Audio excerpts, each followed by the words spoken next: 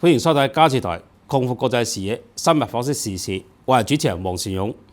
香港大埔宏福苑11月26號發生咗5級大火，造成嚴重嘅傷亡。無論係天災還是人禍，都有必要迅速深究到底，給死難者及家屬以及全港市民一個清楚嘅交代。當全港市民滿懷愛心，全程投入救災之際，美西方及不懷好意之徒卻企圖借災生事，分化港人，分化香港與內地，甚或劍指127立法會選舉。當然，佢哋嘅不軌行為不會得逞。今集我哋講西方媒體造亂香港。Doctor，你認為咧今次大埔呢場大火咧，會唔會影響到今次咧127嘅呢個立法會選舉投票率咧？不如咁講啊，勇哥，其實即係我剛才聽你個即係引言嗰個都講緊美西方就嚟抹黑啦，係咪搞事啦？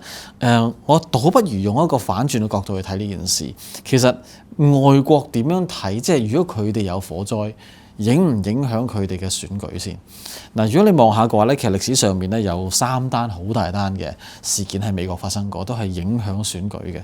咁一次咧就係2018年啦，就係美國加州大火啦，咁就係史上最致命嘅大火。咁講緊燒咗成19,000間屋，我諗你都有印象啊，即係好多屋都燒晒嘅。嗱，咁嗰次咧就啱啱距離佢哋嘅中期選係1個月，咁啊4個星期。嗱，我哋而家係11日啊嘛，佢哋當時成4個星期。咁結果個後果係點咧？咁因為大家都知道啦，嗰個叫天堂鎮係 Paradise。咁後果咧就係佢個投票率咧由以往嘅7成咧係急跌去到5成，咁有20% 係唔見咗。咁當然啦，大家都諗到，因為即係流離失所嘅話，又或者冇咗家園，咁可能會搬咗去第二個市啊、第二個鎮啊，甚至第二個州啊，或者甚至係出國嘅。咁所以根本啲人都冇心機投票嘅。咁所以喺正常情況底下，見到有一個鄰近呢個選舉嘅一個自然災害又好，一個慘劇、天災人禍等等都好咧，其實影響嗰個投票率咧係必然嘅。嗱，咁如果你有望下嘅話咧，其實咁你會話，咁係咪即係一定跌咧？嗱，咁其實亦都唔係嘅，因為有啲情況咧我哋見過咧，就係如果個政府處理得好咧，其實調翻轉係會令到個投票率反升嘅。咁有啲咁嘅情況咧，我哋叫做救災紅利啊啦。咁呢個即係講落好似好冇人性咁，但係呢個係一個即係大學嘅研究，就係當嗰啲政府如果佢嗰個救災係迅速，同埋係令到市民覺得係真係做得好好嘅話咧，其實反而係會推高嗰個投票率。所以今次嘅投票率究竟係上定跌咧？其實某程度上咧就係其實應該本身係跌嘅。2，如果市民覺得救災救得好好咧，咁其實係會上嘅。問題就係究竟有幾多嘢我哋需要做，同埋做得好唔好啦？咁一陣先再講啦。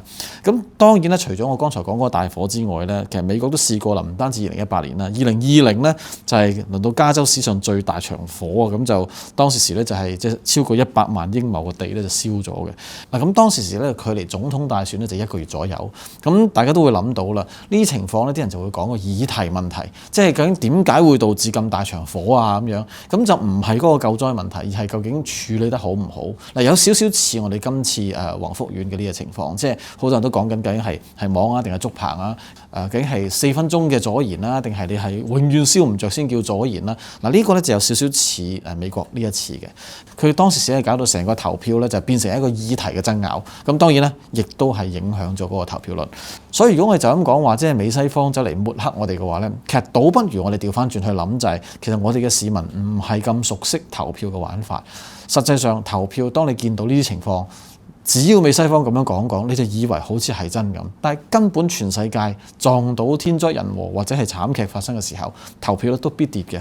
咁所以如果我哋嘅市民本身係對呢樣嘢了解得好清楚嘅話咧，其實根本唔係一件咩事嚟嘅。即係咁，你其實好正常啊。個都市有件咁嘅唔開心嘅事，邊個仲有心情走去投票咧？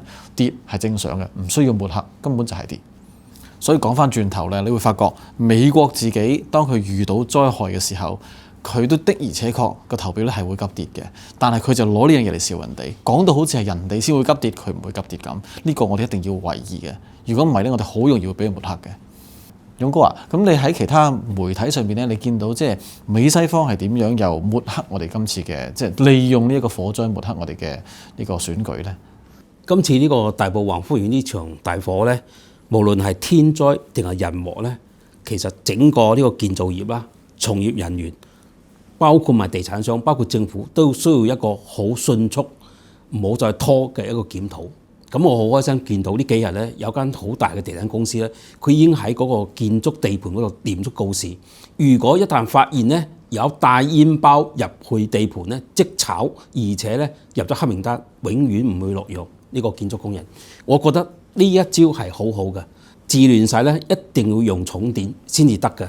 而且我覺得咧，香港呢個社會真係好多問題重生，一定要快啲解決。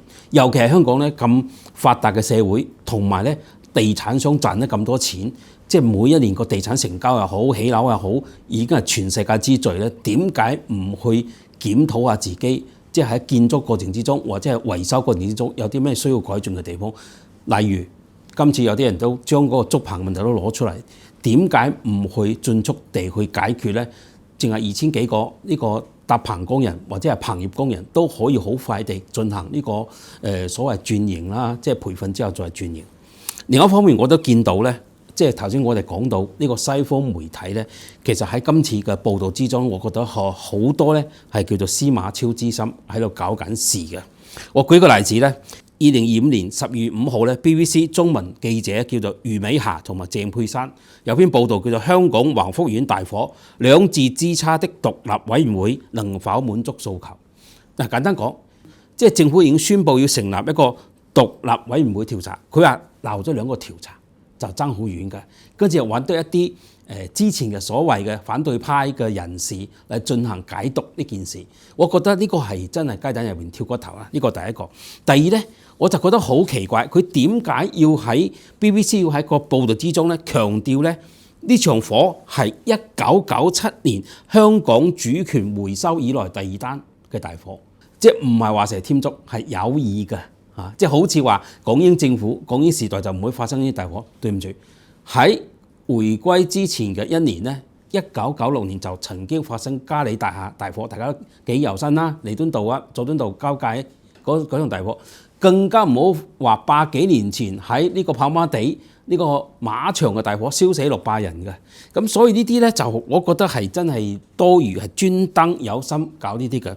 咁啊，我哋睇翻呢個《紐約時報》咧，喺12月1號咧，由呢個佢哋上海分社嘅社長叫做艾莎，即係中文叫艾莎，係佢係西人嚟嘅，寫咗一篇報導叫做《宏福苑致命大火考驗北京對香港的統治》，即係好明顯已經將呢件事嘅政治化啦。咁啊，佢最後嘅目的係咩都非常之清楚。再加上呢幾日我哋國安公署已經針對咧係散佈啲謠言，或者係對嗰個大火咧唔係真心去幫助，而且專登喺度搞事，例如發起嗰啲所謂廉署啊、咩關注組啊嗰啲，就好似2019年黑暴期間嗰啲手法，即係動員個手法一樣。中大嘅學生俾國安公署拉咗之後，喺警署辦完保釋出嚟咧，影到獨家相嘅竟然係西方媒體路透社，所以呢件事已經非常之清楚，背後已經有配套嘅一系列嘅幕後黑手喺度操縱緊。到啦，你認為咧西方媒體不斷唱衰話香港今次選舉咧係冇得揀嘅選舉，你認為實情係點樣？其實咧，我始終都係有種感覺，就係美西方係抹黑。不過，如果我哋清清楚楚知道係即係究竟發生咩事咧，你就唔會覺得佢即係抹黑有啲咩效果，反而咧就應該要睇佢實際上嗰個行動，即係我覺得會更加重要啦。舉一個簡單例子啊，剛才勇哥你提及97之前嘅嘉里大廈大火，即係96年啦。其實，與其要講回歸前、回歸後有冇火，回歸前、回歸後幾時都有火，美國幾時都有火，幾時都曾經有過火。咁點解你唔講下佢嘅應對方法係點呢？其實我反而即係每一次近排我聽到呢樣嘢呢，我都會提翻起一件好舊嘅事，就係英國初攞咗管治香港嘅權之後呢，講緊1850年代呢，其實香港咧喺石塘咀係發生過一件好大嘅火災嘅。當時呢，但係香港係未有消防處嘅。咁當時嘅總督點算呢？佢就話，因為我哋大部分英國人都住喺中環啊嘛。咁你啲中國人咧就住喺呢個三角碼頭嗰邊咧，西環嗰邊啦。咁你啲火燒埋嚟喎，咁點啊？咁佢就下令當時嘅英軍咧，將中上環一帶咧全部啲屋炸晒佢。咁你想象下點解啊？因為佢以火攻火，佢話我炸晒呢度，即係等於焦土政策啦。我炸晒佢，咁你哋無家可歸，你哋嘅事啊。但係唔會燒到我間屋啊嘛。即係呢個先係真真正正西方做嘢嘅手法。佢係咁樣做嘢，佢根本就唔理你嘅。咁你會問啦，咁炸完之後點樣？嗱，我哋今天咧即係唔知阿勇哥你有冇留意咧？我哋落雨天咧，中上環咪成日水浸嘅，仲海水倒灌嘅，就係因為呢一單嘢將成個地基炸冧咗、凹咗落去。所以你見到渠務署點做都做唔到嘅，唔係因為渠務署嘅問題，而係因為嗰個地基本身就炸咗落去。即係咁，你想象下嗰啲壓力去咗邊呢？就係今天德輔道中攞去填海，香港第一次填海就係因為將嗰啲壓力倒咗落海。即係你想象下，其實有好多好客觀嘅事實咧，我哋係可以見到美西方實際上點做嘢，我哋又點樣可以抗衡佢哋嗰個思想嘅即洗腦。講到好似嗱，你睇下，我甚至睇過啲報道話，嗱，嗰7棟咧有人放火㗎，係你自己中國政府放火都有啊，講得好誇張啊，特登放7棟唔放第8棟咁樣，講到咁都有。但係你諗清楚啲啊，好似而家咁，啲人話，選舉冇得揀啊，咩冇得揀呢？其實有人做過呢種研究嘅，就係當你嘅候選人極少嘅情況底下，嗱，咁點解我話極少呢？你望下，就算上一次2021年嘅立法會選舉啊，90席平均係2.7個人去爭嘅，即係其實當時話係投票率創新低，就話30%啊嘛，30.2% 啦。但係你諗清楚啲，其實原來1至3個人喺好多嘅選民眼中係冇得揀嘅意思，即係呢樣嘢係一件好得意嘅事嚟。其實有呢啲咁嘅學術研究係做過嘅，4至8個咧就叫做較有得揀啦。但係你幾可見到我哋香港有4至8個人走出嚟選嘅嚇？如果係去到10個以上咧，嗱咁咧就亂啦，就變成就唔知點揀。所以其實選嗰個候選人嘅數目好緊要。如果大家諗清楚啲嘅話咧，其實與其我哋喺度講緊，啲人唔去選啊，投票率唔夠高啊，你不如諗下就係當候選人數目少嘅時候，要強調嘅唔係大家去參與嘅選舉，而係政權對於呢個地方嘅一個和平嘅操控。即係話我因為可以能夠做到和平，所以我先至能夠俾咁少人去參選。其實呢個係調翻轉係愛宣示主權嘅威信，應該係調翻轉嚟宣傳嘅。其實即係當你嘢唔夠俾人揀嘅時候，你會講咩啊？好簡單，喺個餐台上邊，阿媽話今晚只係煮2隻餸嘅啫，唔係魚就豬噶啦。咁你揀邊樣啊？你揀邊樣都好，其實你係多謝阿媽煮餸啊嘛。但係如果你要揀嘅就係成台9大簋10碟餸俾你揀，你先覺得有得揀啊嘛。所以嗰兩種心態其實要分得好清楚。究竟你俾乜嘢心態香港人？究竟你喺呢個選舉入邊做啲乜嘢？而撞正呢一場大火的而且確，由於之前呢一個咁嘅鋪排唔係有得揀嘅玩法，咁啊導致更加多人會覺得，又冇得揀，又有大火，真係唔開心啦。咁就好似推低個投票率咁，所以即係成件事究竟係唔係真係如西方所形容呢？嗱，我個人角度就係覺得佢哋係想抹黑，但係問題佢抹黑你都要信先得㗎，咁咪慘咗啲人信啊嘛。即係如果佢有睇過呢啲資料嘅，你會發覺其實根本就唔需要咁信，根本就唔抹都抹唔黑。其實佢哋要抹黑嘅真真正正就係我哋市民或者係政府對呢一件事嘅宣傳嘅不足啊！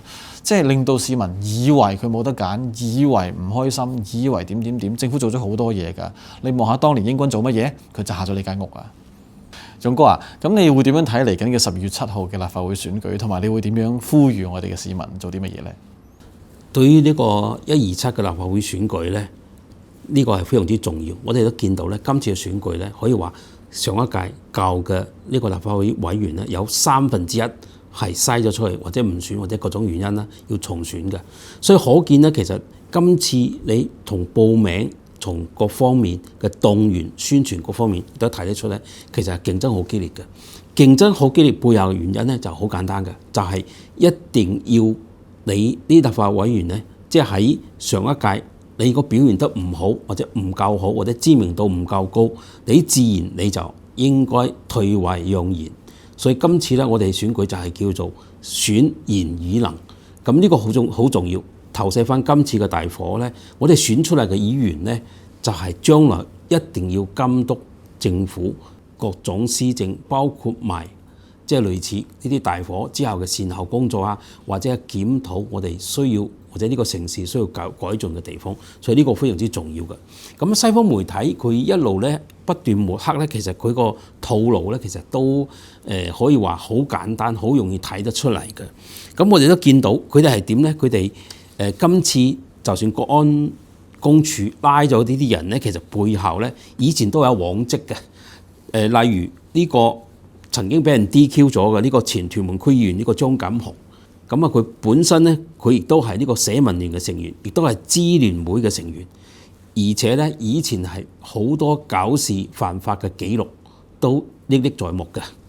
咁啊另外咧，我哋都見到咧，好似今次火災之後咧，突然間有啲廿幾歲嘅 KOL 走咗出嚟，搭建一啲平台，搞啲甚至有啲平台會將呢件事件咧翻譯成英文，跟不斷地接受呢個西方媒體嘅訪問，當正自己係專家。咁我哋簡單講句説話，你廿幾歲你識條鐵咩？簡單講，即係好多，即係你冇社會閲歷，但係背後你想做啲咩就非常之清楚。你喺西方面前，記者接受訪問，哇講呢講路，好似講到你呢個火災係點樣形成，你都知道啊，有技術問題啊，咩搭棚啊，咩甚至話呢個咩圍標，你乜都知，乜都懂。最後咧，俾國安公署一查，佢又話佢又係一收到一啲情報。呢場戲唔好再演落去，係啊！你吸粉吸到500幾萬嘅拉又點啫？我覺得咧，你於心何忍？喺咁多人死傷嘅面前，你仲喺度趁機抽水，我覺得呢啲行為係非常之惡劣嘅。如果從宗教嘅角度嚟睇咧，呢啲根本上咧係有報應嘅。另外咧，你而家之前嗰啲民協嗰啲咩廖成利啊嗰啲又跳出嚟，又有開記者會成，你係咪真心去幫到呢個社會或者幫到呢啲災民解決咗問題呢？我覺得唔係，佢因為係節目得太耐啦，根本上冇平台俾佢表演，或者冇機會俾佢表演，所以趁機今次呢，政府呢，特區政府發表個文章好清楚，就已經講咗，好多人好多不法分子呢，就係想借機生事或者借機作亂嘅，所以呢樣嘢呢，我覺得呢，我哋最好嘅應對嘅辦法咧，就積極參加呢個12月7號呢個香港嘅新一屆嘅立法會選舉，呢個係最好嘅回應。各位觀眾，我哋係為呢個火災災民獻上愛心之際咧，我哋亦都有記得咧，聽日12月7號咧去投票選出新一屆嘅立法會。今集我哋講到呢度先，我哋下一集再見。